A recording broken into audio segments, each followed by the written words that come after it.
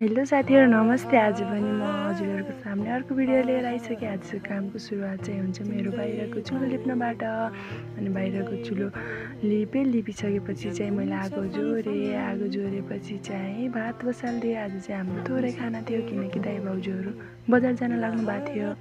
अनि दाइ भाउजू बजार जानुभयो अनि मैले तरकारी केलाउन सुरु गरेँ।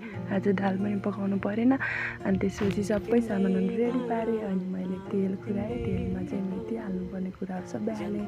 अनि त्यसपछि मैले आलु फ्राई गरेपछि फेरि सिमी अनि सिमीमा हाल्नुपर्ने सबै कुराहरु हालेँ। अनि त्यसपछि दामी भइसकेपछि खानासाना खाएर भाँडा कोडे मैले माजिसकेँ।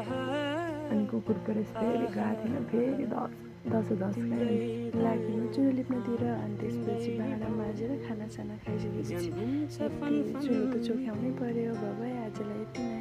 भिडियो कस्तो लाग्छ तिमीसम्म हेरेर लाइक कमेन्ट गरिदिनु होला। बाबाई।